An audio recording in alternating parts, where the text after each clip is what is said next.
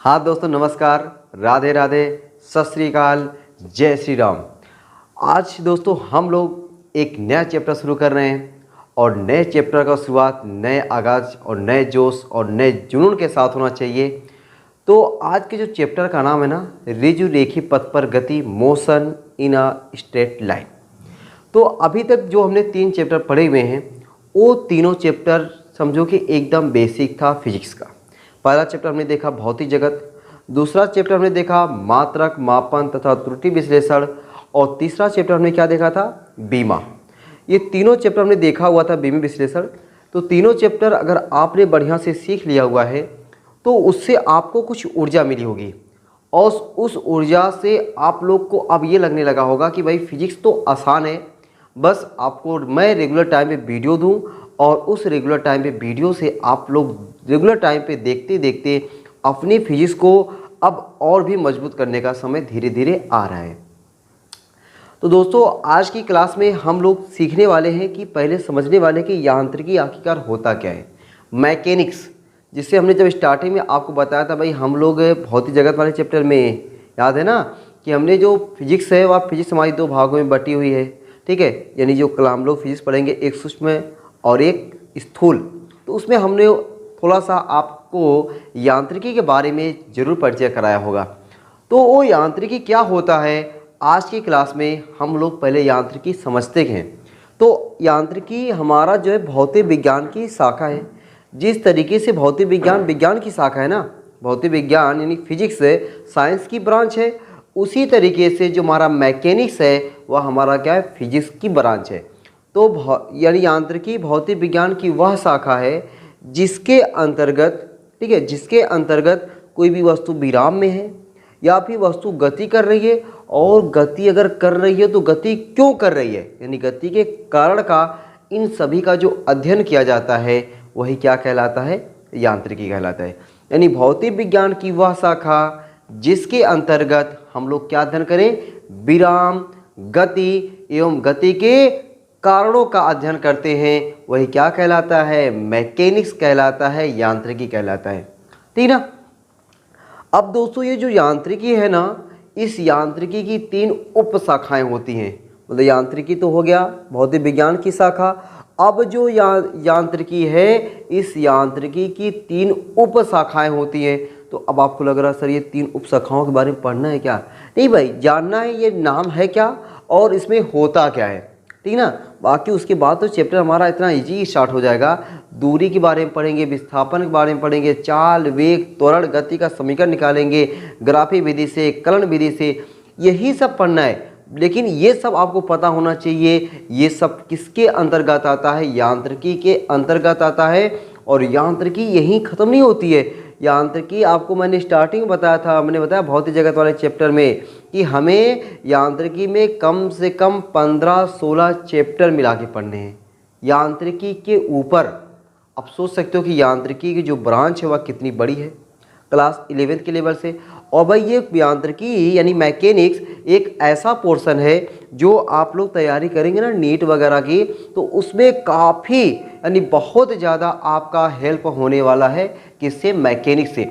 Mechanics एक ऐसा portion होता है जिससे कि नीट वगैरह में क्वेश्चन तो भर भर के आते ही हैं, साथ ही साथ वो ये टॉपिक काफ़ी लोगों का क्लास 11th सब लोग अच्छे से नहीं पढ़ पाते, लेकिन क्लास 12 सब लोग अच्छे से पढ़ते हैं। तो क्लास 11th ये मैकेनिक्स हुआ, ये हम लोग का थर्मोडायनेमिक्स हुआ, ये सब पोर्शन हम लोग का कहीं न कहीं वीक होने लगता है। और यही वीक होना हम लोगों के लिए नीट वगैरह के लिए काफ़ी हम लोगों को दिक्कत परेशानी पैदा करता है। तो दिक्कत परेशानी वहाँ भी ना पैदा हो।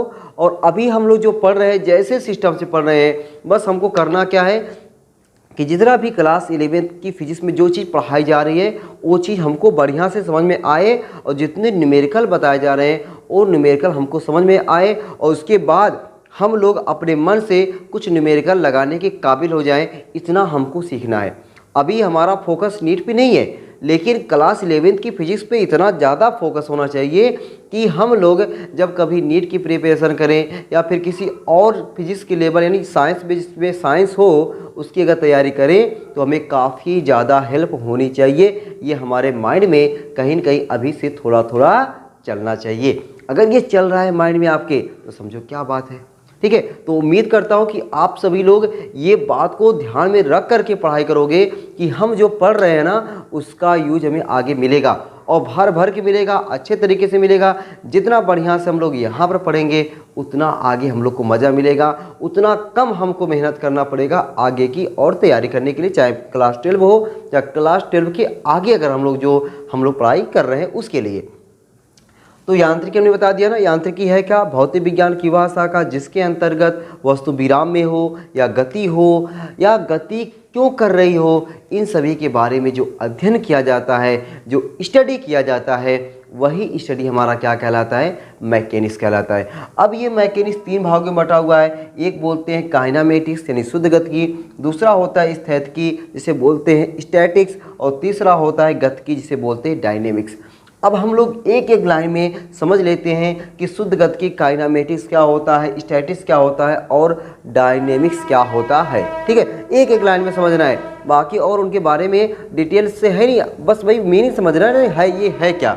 ठीक, तो अगर हम बात करें शुद्ध गतिकी का, शुद्ध गतिकी जो होता है कि मतलब जिसमें हम लोग केवल गति के बारे में अध्ययन करें। शुद्ध गतिकी मतलब केवल गति के बारे में ना, तो जिसमें सिर्फ देखो भाई यहाँ पे देखो नाम रखा शुद्ध गतिकी मतलब केवल गति के बारे में, जिसमें सिर्फ गति का अध्ययन किया जाए, जिसमें सिर्फ गति का अध्ययन किया जाए वह क्या कहलाता है? शुद्ध गतिकी कहलाता है। अध्ययन किया जाए तो वह ब्रांच यानी मैकेनिक्स की वह ब्रांच है जिसमें क्या किया जाए? शुद्ध गतिकी का मतलब जिसमें सिर्फ गति का अध्ययन किया जाए वह क्या कहलाएगा? शुद्ध गतिकी कहलाएगा। और मैकेनिक्स की वह ब्रांच जिसमें स्थैतिक मतलब देखो स्टैटिक्स मतलब वस्तु विराम में हो, स्थिर हो, स्थैतिकी मतलब स्थिर। ठीक है, तो जिसमें क्या किया जाए? जिसमें कोई वस्तु स्थिर हो, स्थिर बोले तो विराम भी ले सकते ना, जिसमें विराम में स्थित, विराम बोले तो स्थिर, विराम में स्थित वस्तुओं का अध्ययन किया जाए।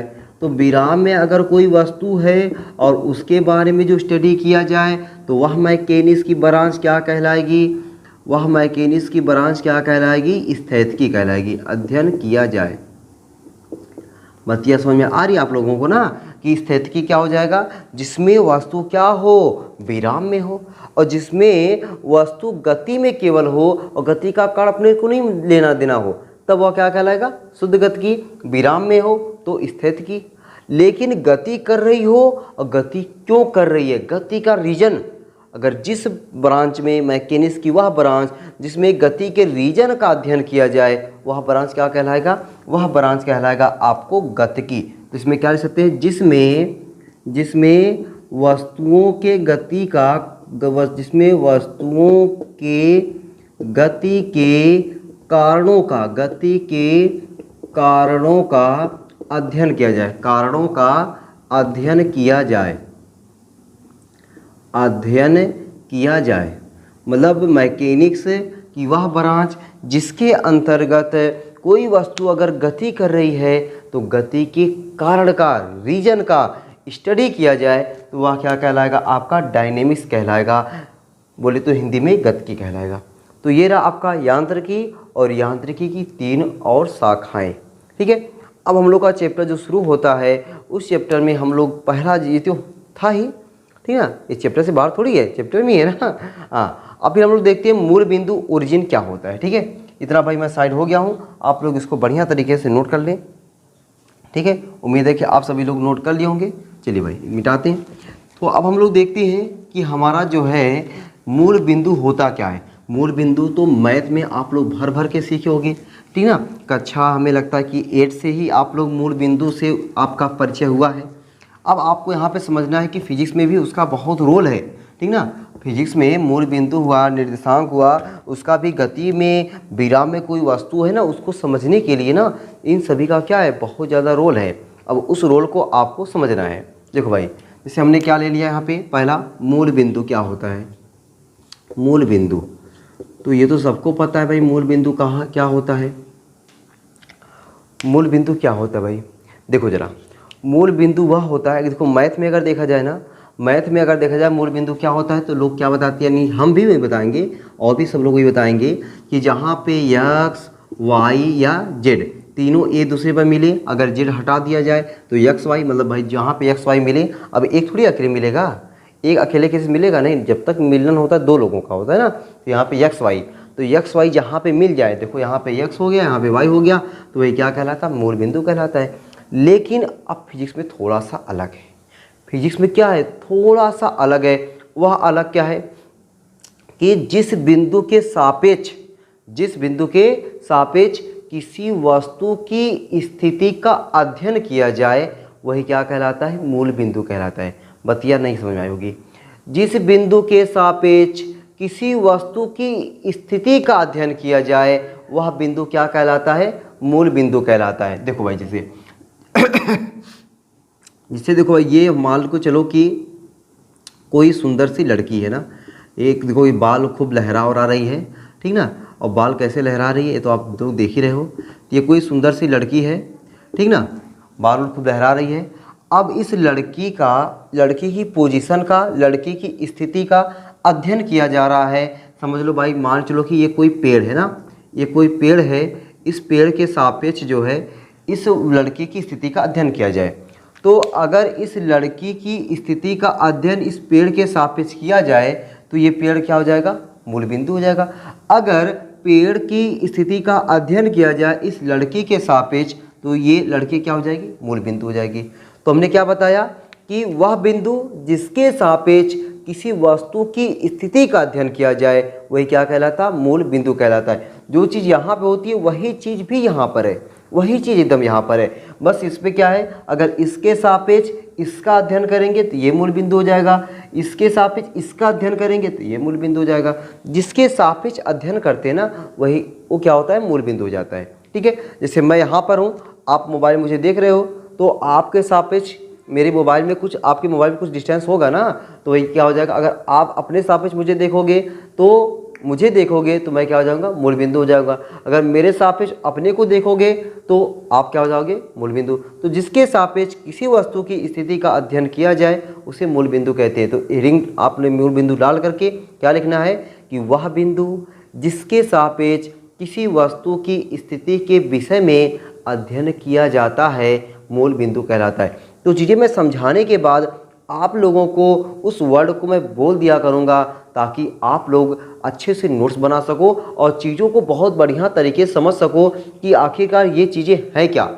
जब चीज़ों को आप समझ करके और जो मैं बता रहा हूँ मैं कहूँगा कि यही चीज़ अब आप नोट करो, तो उस चीज़ को मैं बोल दूँगा, क्योंकि भाई लिखने में ना थोड़ा टाइम ज़्यादा लगता है। अगर जो चीज़ें अच्छी रहेंगी मैं वहाँ पर खुद लिखूँगा, आपको कहना नहीं पड़ेगा, ठीक ना।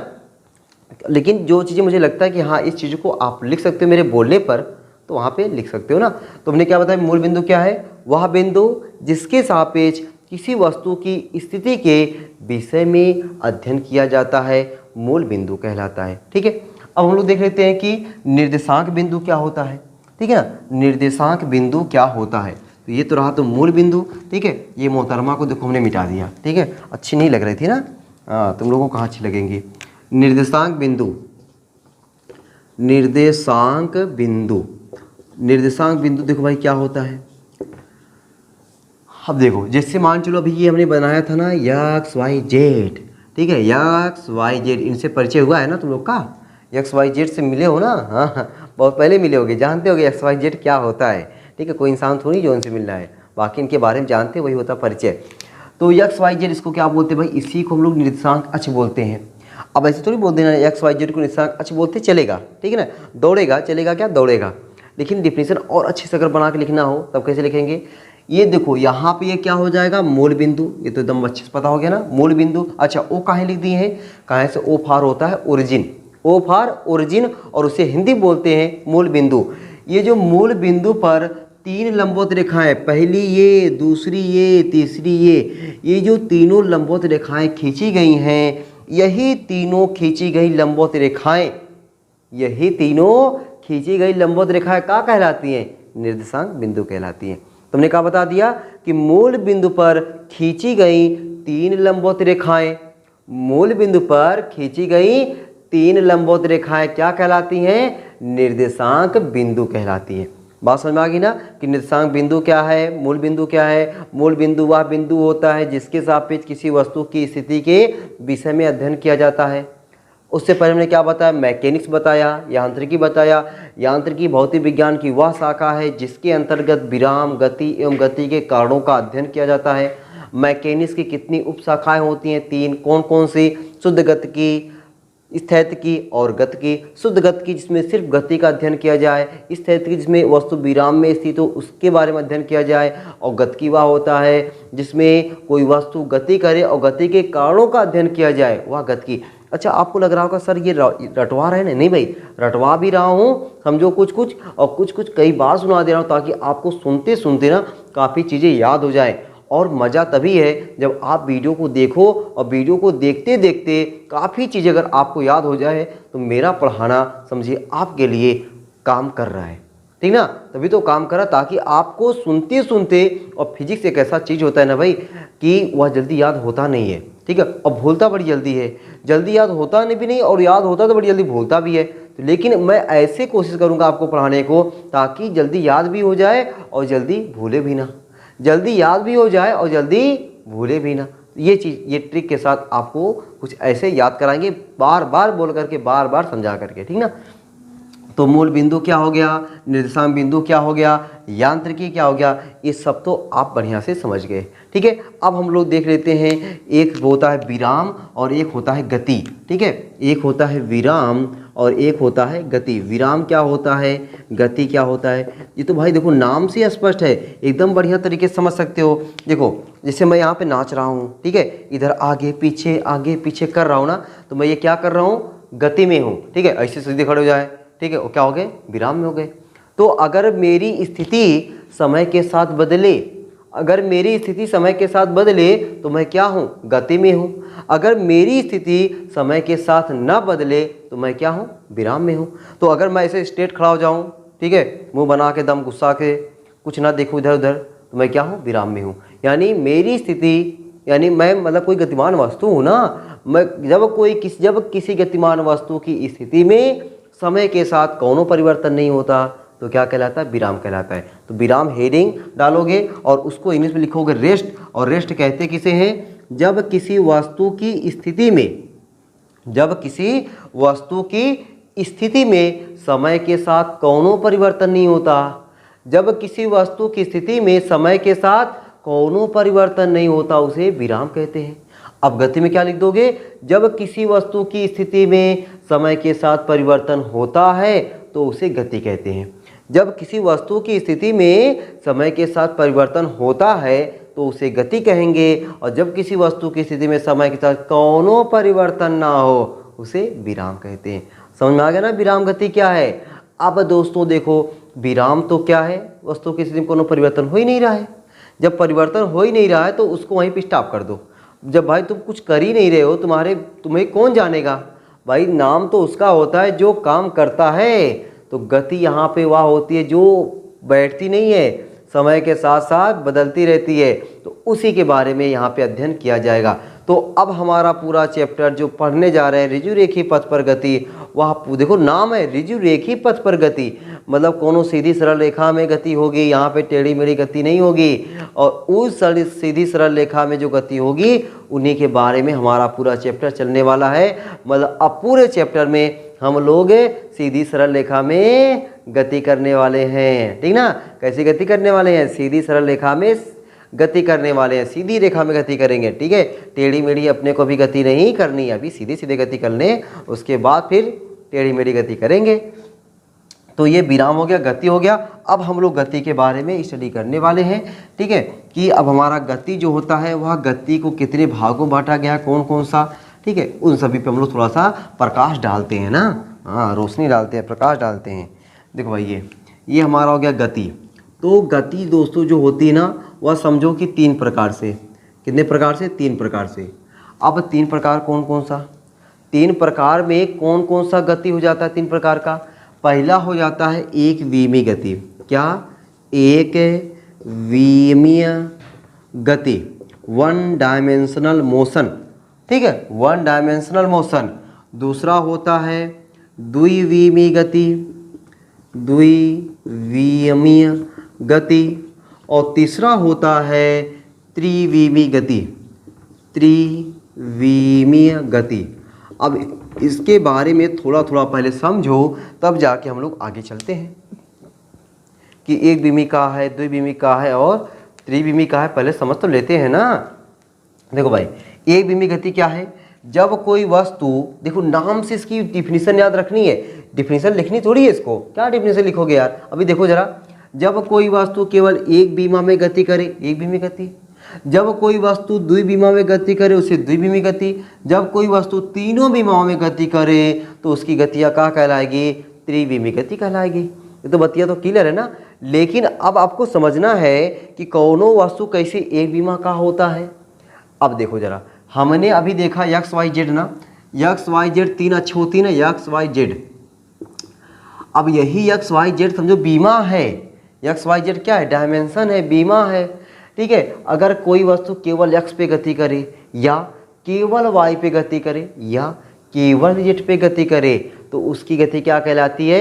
एक विमी गति कहलाती है। जब कोई वस्तु केवल एक्स अक्ष के अनुदिश या केवल वाई अक्ष के अनुदिश या केवल जेड अक्ष के अनुदिश गति करे तो उसकी गति क्या कहलाएगी? एक विमी गति कहलाएगी, ठीक ना। एक विमी गति कहलाती है। बात समझ आएगी ना। इसको लिखने की जरूरत तो कोनो नहीं है। अब देखो, एक विमी गति क्या हुआ? जैसे कोई चींटी है, वह चींटी चल रही है। अब जब चींटी चलेगी, ऐसा थोड़ी चींटी उड़ते हुए चल रही है इधर उधर कि उसमें यक्स वाई दोनों आ जाए। नहीं भाई, चींटी जब भी चलती है एक सीधी सरल रेखा में चलती है और वह एक विमा होती है। हम लोग समझो दौड़ रहे हैं, हम लोग एक विमा में गति करेंगे ना। अब बात अलग है भाई, जिससे मान लो कोई लड़का ऐसे ऐसे टेढ़े मेढ़े चल रहा है तो बात अलग है। लेकिन अगर सीधी अगर आप दौड़ रहे हो, सीधी कार अगर चल रही है तो वह क्या है? सब समतल सड़क पर कोई कार चल रही है, समतल सड़क पर आप साइकिल चला रहे हो। अब वो बात अलग है भाई, आप साइकिल जैसे पता चला कुछ लोग साइकिल चलाते ना उड़ा उड़ा के चलाने लगते हैं, उड़ा उड़ा वाली बात नहीं है ना। कार चला रहे हो और पार घूम नहीं, समतल सीधी सड़क पर, सीधी सड़क है, ठीक है, मुड़ा उड़ा नहीं है, तो वहाँ पर जो गति होती है वह क्या होती है? एक विमी गति होती है। अब ये एक विमी जो गति है ना, वो दो प्रकार की, देखो कैसे। एक विमी गति दो प्रकार से, एक होता है, ठीक है, ऊर्ध्वाधर गति, एक होता है क्या? ऊर्ध्वाधर गति। अब ये नमवा पहली बार सुन रहे होगे, ऊर्ध्वाधर गति। और ये भी नमवा पहली बार सुन रहे होगे, क्षैतिज गति। क्षैतिज गति वो एक होता है ऊर्ध्वाधर गति, दूसरा हो गया क्षैतिज गति। अरे सर, ये कौन कौन सी गति बता रहे हैं? हमने नमवा नहीं सुना है। अरे नमवा नहीं सुने तो अब सुन लो, अब तो सुना रहे हैं। देखो, ऊर्ध्वाधर गति क्या हुआ? ऊर्ध्वाधर ऊपर से, जब कोई वस्तु ऊपर से नीचे फेंको या तो फिर नीचे से ऊपर फेंको, ऐसी गति क्या कहलाती है? ऊर्ध्वाधर गति, ठीक ना। ऊपर से नीचे फेंको या नीचे से ऊपर फेंको, वो गति क्या हो जाएगी? ऊर्ध्वाधर गति। अच्छा, क्षैतिज गति क्या है? जब कोई वस्तु की समतल सड़क पर सीधे जा रही से मारकर ऐसे फेंकें, ऐसे अगर हमने मारकर फेंक दिया, ऐसे सीधे जा रहा है, ऐसे सीधे जा रहा है तो क्या, कौन सा गति? क्षैतिज गति। ऐसे फेंके या तो फिर ऐसे ऊपर से नीचे टपका दें, नीचे से ऊपर टपका दें और ऊपर नीचे से ऊपर फेंक दें, क्या हो जाएगा? ऊर्ध्वाधर गति। सीधे ऐसे फेंकें, सीधे ऐसे फेंक दें, क्या हो जाएगा? क्षैतिज गति। बात क्लियर हो गई ना कि क्षैतिज गति क्या होता है, ऊर्ध्वाधर गति क्या होता है। अब आपको तो ये नहीं लग रहा ना कि क्षैतिज गति में कैसे एक विमी गति हुआ। अरे भाई, सीधे ऐसे गिरा ना वाई अक्ष के, देखो ऐसे, देखो ये ऐसे ऊपर टपका दो नीचे, वाई गति वाला, वाई अक्ष पे हो गया, है ना।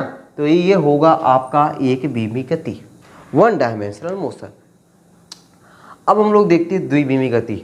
अब दोस्तों, द्विविमी गति जो होती है ना, वह तीन प्रकार की होती है। अरे सर, आप आज क्या बता रहे हैं?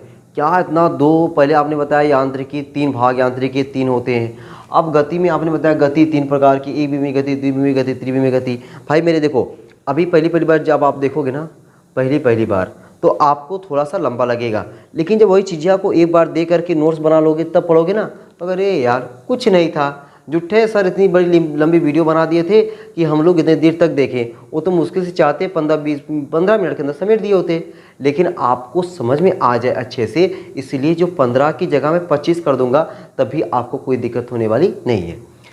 तो अब द्विविमी गति देख लो भाई, कौन कौन सी द्विविमी गति होती है। द्विविमी गति हमने बताया तीन प्रकार की ना।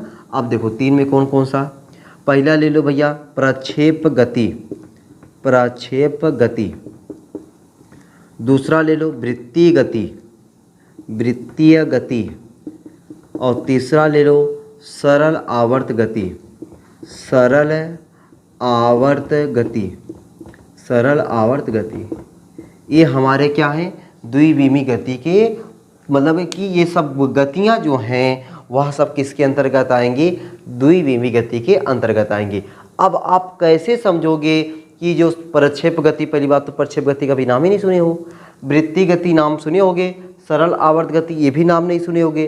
तो ये भी मैं थोड़ा थोड़ा बताते चलता हूँ और ये रीजन देते चलता हूँ कि कैसे पता पाओगे प्रक्षेप गति द्विविमी गति है, सरल आवर्त गति द्विविमी गति है, वृत्ति गति द्विविमी गति है। आइए इस पे हम लोग थोड़ा सा पहले चर्चा कर लेते हैं ना। देखो प्रक्षेप गति, प्रक्षेप गति क्या होता है, देखो ये मान चलो कि आपने कोई बल्ला लिया या कुछ भी लिया, आप सीधे कोई चीज़ को ऐसे फेंक दो। इस तरीके से अगर आप किसी चीज़ को फेंक रहे हो ऐसे, जैसे ये मार्कर है ना, मार्कर को मैं ऐसे लेकर के आपके सामने ऐसे फेंक दूं, तो ये तो हुआ नीचे वाला, ये वाला, उसके बाद हमने ऐसे फेंक दिया तो ये क्या बन गया, प्रक्षेप पथ बन गया। और इस तरीके से अगर कोई गति करती है उसे बोलते हैं प्रक्षेप गति। ये सब हम लोग अगले चैप्टर सदिश विश्लेषण पढ़ेंगे, वहाँ पे सब हम लोग सीखेंगे। चैप्टर का नाम है सदिश विश्लेषण एवं प्रक्षेप गति। उस वाले चैप्टर में हम लोग इसको बहुत डिटेल से पढ़ने वाले हैं, लेकिन अभी सिर्फ और सिर्फ आपको समझना है कि प्रक्षेप गति होता क्या है। देखो लो, ये प्रक्षेप गति, बल्ला से गेंद को उड़ा दो, ये क्या हो गया, प्रक्षेप गति हो गया। कोई आप पत्थर ले लो ऐसे फेंक दो, क्या हो गया, प्रक्षेप गति हो गया। बंदूक से गोली लगा धक धक, वो क्या हो गया, प्रक्षेप गति हो गया। तो ये सब क्या है, प्रक्षेप गति है। ये सब क्या है, प्रक्षेप गति है। तो अब इस प्रक्षेप गति, अब ये प्रक्षेप गति है तो अब कैसे पता चला सर ये द्विविमी गति है, ये हमको समझना है। देखो इसको मान लो x अक्ष और ये ऐसे इसको मान लो y अक्ष, y अक्ष मान लिया ना। अब अगर हम यहाँ पे पूछे इस बिंदु का निर्देशांक क्या होगा, यहाँ पूछे हम इस बिंदु का निर्देशांक क्या होगा, इस बिंदु का निर्देशांक क्या होगा, इस बिंदु का निर्देशांक क्या होगा। अब अगर ऐसे ऐसे बिंदुओं का निर्देशांक अगर x और y दोनों पे आ जाए, उस बिंदु के निर्देशांक x और y दोनों के कुछ बिंदु हो तो द्विविमी गति कहलाएगा कि नहीं कहलाएगा, एकदम कहलाएगा। देखो जरा, अगर इसको हम समय पे मतलब मान चले भाई ये हमारा x अक्ष पे है 1 2 3 4, ये y अक्ष पे 1 2 3 4 ऐसे, तो इस बिंदु का निर्देशांक यहाँ पे x वाले पे 1 y वाले पे 3 के लगभग है कि नहीं, यानी 1,3 x और y दोनों है, द्विविमी गति है। इस वाला बिंदु को देख लो भाई, यहाँ पे 2 है, यहाँ पे 3 है, 2,3 हुआ कि नहीं। इस वाले बिंदु का देख लो, लगभग लगभग यहाँ पे यानी 4 के लगभग जाएगा, 4,2 ले लें, 2 चलो 2 ले लिया, 4,2 इसको ले लो, मान चलो ये 5 हो गया और ये कामा 1 हो गया, 5,1। तो ये जो बिंदुआ दिख रहे हैं इसमें x और y दोनों हैं, x और y दोनों हैं, इसीलिए प्रक्षेप गति कौन सी गति है, द्विविमी गति है। प्रक्षेप गति कौन सी गति है, द्विविमी गति है। बात समझ में आ गई ना, एकदम भेजे में ले जाओ, फील करो, तब आपको मज़ा आ जाएगा। दूसरा भाई वृत्ति गति। अब देखो जरा वृत्ति गति, ये हमने वृत्ति गति बना दिया, इसका मान लो ये x अक्ष हो गया, ये y अक्ष हो गया, ये x हो गया, y हो गया। अब देखो ये जो मैं यहाँ पे बिंदु बना रहा हूँ, इस बिंदु में x और y दोनों आएंगे कि नहीं, तो आपको गया सर दौड़ा के आएगा, है कि नहीं, दौड़ा के आएगा। इसका मतलब है कि वृत्ति गति कौन सी गति है, द्विविमी गति है। अब एक और देख लेते हैं सरल आवर्त गति। अब सरल आवर्त गति देखो, सरल आवर्त गति मतलब झूले का एग्जाम्पल मैं ले रहा हूँ। लो झूला उला, बहुत झूले हो गए ना, देखो ये झूला वाला गति हो गया, बड़ा मजा आता है झूला वाला झूले में ना, ठीक है। तो ये झूला वाला गति है। अब अगर देखो यहाँ पे ये ऐसे x हो गया और यहाँ पे ये y हो गया, तो इसमें इस बिंदु के निर्देशांक में x और y दोनों आएंगे कि नहीं आएंगे, एकदम आएंगे। जब x और y दोनों आएंगे तो कौन सी गति हो जाएगी, द्विविमी गति हो जाएगी। तो ये जो हमने एग्जाम्पल वाला लिया हुआ है कि प्रक्षेप गति, ये हुआ सरल आवर्त गति, ये हुआ वृत्ति गति, ये सब क्या है, द्विविमी गति के अंतर्गत आते हैं। तो आपको अगर लगे ज़रूरत तो सामने छोटा छोटा फिगर बना लेना, ठीक है। प्रक्षेप गति के नीचे छोटा सा फिगर बना करके ये सब दर्शाने की जरूरत नहीं है नंबर, ठीक ना। नंबर तो अपने मन से अपने माने ना, समझा करो थोड़ा, ठीक है। ये देखो वृत्ति गति का छोटा सा फिगर बना लो ताकि आपको लगे x y जरूर दिखा देना, x y दिखा कर फिगर बना दो। सरल आवर्त गति में x y दिखा करके केवल फिगर बना दो ताकि आपको लगे कि ये तीनों गतियाँ क्या है, द्विविमी गति के एग्जाम्पल है, द्विविमी गति है, ठीक ना। अब हम लोग देख लेते हैं भाई त्रिविमी गति। सर आपने बहुत बढ़िया तरीके से हम लोगों को एक विमी गति, द्विविमी गति तो बता दिए। अब त्रिविमी गति क्या है, वही परिभाषा तो समझ में आ गया ना त्रिविमी गति का, कि जब कोई वस्तु x, y, z यानी तीनों विमाओं में, जब कोई वस्तु तीनों विमाओं में गति करती है तो उसे हम लोग क्या कहते हैं, त्रिविमी गति कहते हैं। अब कोई कैसे पता चलेगा कि ये कोई गति हमारा त्रिविमी गति है? देखो भाई जरा, आकाश में कोई पक्षी उड़ रहा है ना, आकाश में कोई चिड़िया जिसे बोलते हो ना पक्षी, आकाश में कोई पक्षी उड़ रहा है तो आकाश में पक्षी की गति, कहाँ पे भाई, आकाश में पक्षी की गति, पक्षी की गति, आकाश में जो पक्षी की गति है ना वह क्या कहलाती है, त्रिविमी गति कहलाती है। ठीक है। अच्छा, पतंग वतंग उड़ाए हो ना, खिचड़ी उचड़ी आ जाती है, बहुत तेज पतंग उड़ाते हो लोग, काटम पीटम चला रहता है ना, तो जो पतंग की गति होती है, जो कट जाती है पतंग, ठीक है ना, तो कटी पतंग की, यानी पतंग आकाश में उड़ते पतंग की गति, ठीक ना, उड़ी उड़ी जाए, ठीक ना, आकाश में उड़ते पतंग की गति, दिल की पतंग देखो उड़ी उड़ी जाए, आकाश में उड़ते पतंग की गति। ठीक है। तो आकाश में कोई पतंग उड़ रहा है तो उसकी जो गति होती है वह कौन सी गति है, त्रिविमी गति है। ठीक। अच्छा, कोई बर्तन है और उस बर्तन में, ठीक है, गैस के जो अणु होते हैं, बंद बर्तन में गैस के अणुओं की गति, एग्जाम्पल और लिख लो भाई ज़बरदस्त तरीके से, बंद बर्तन में गैस के अणुओं की गति, गैस के अणुओं की गति। कोई बंद बर्तन है और उस बंद बर्तन में क्या रखा गया है, गैस रखा गया है, क्या रखा गया है, गैस, और उस गैस के जो अणुओं की गति होती है ना वह क्या कहलाती है, त्रिविमी गति का एग्जाम्पल है। ठीक है। तो उम्मीद करता हूँ दोस्तों कि आज की क्लास में हमने जो चैप्टर 4 स्टार्ट किया हुआ है, इस चैप्टर 4 का ये पार्ट 1 है, यानी पहली वीडियो है। पहली वीडियो हमने काफ़ी समय लिया हुआ है बनाने में ना, कि कम चीज़ें हमने ज़्यादा समय आपको लेकर बनाई है ताकि आप चीज़ों को आराम से बढ़िया तरीके से समझ सकें। ठीक है। इसके बाद जो हम लोग पार्ट 2 लेकर आएंगे, पार्ट 2 में दोस्तों हम लोग सीखेंगे दूरी और विस्थापन के बारे में, और उम्मीद करता हूं कि आप सभी लोग 9th में दूरी विस्थापन जरूर पढ़े होंगे, लेकिन मैं ये मान के चलूँगा कि आप लोग नहीं पढ़े हो। अगर पढ़े होगे तो भाई आप जो पढ़े होगे ना, तो इसको मेरे द्वारा पढ़ाने के बाद आप किसी से फंसोगे नहीं, किसी को फंसाओगे। ठीक है ना, किसी से फंसोगे नहीं, किसी को फंसाओगे दूरी विस्थापन में। और नहीं पढ़े हो तो इस तरीके से पढ़ाएंगे कि आप अच्छे से पढ़ करके भी फंसना नहीं है। कोई हमें दूरी विस्थापन में फंसा दे सीखने के बाद, फिर समझो बेकार है। अगर दूरी विस्थापन पढ़ने के बाद आप यकीन मानना कि कोई भी क्वेश्चन लगाना, और मैं खुद दूरी विस्थापन पढ़ाऊंगा, पहले उस पर क्वेश्चन लगाऊंगा कम से कम 4-5 नहीं, कम से कम 3-4 जरूर, और तरीके से बताऊंगा कि दूरी विस्थापन में कैसे कैसे क्वेश्चंस बनते हैं, कहाँ पे क्या होता है, कहाँ पे कैसे होता है। कोई कंपटीशन लेवल का एग्जाम्पल हो, मतलब एग्जाम हो, जैसे पॉलिटेक्निक वगैरह हो गया, वहाँ पे कैसे दूरी विस्थापन पे क्वेश्चन पूछे जाते हैं, इन सभी पे हम लोग चर्चा करने वाले हैं। मतलब दोस्तों जो भी हम लोग टॉपिक पढ़ेंगे ना, थोड़ा गहराई के साथ, ताकि फंसे ना फंसाएं, ये हमारा लक्ष्य होना चाहिए। ठीक है। तो आज की क्लास रखते हैं यहीं पर। अगर दोस्तों आपको आज की क्लास अच्छी लगी हो तो एक लाइक तो जरूर बनता है। ठीक है।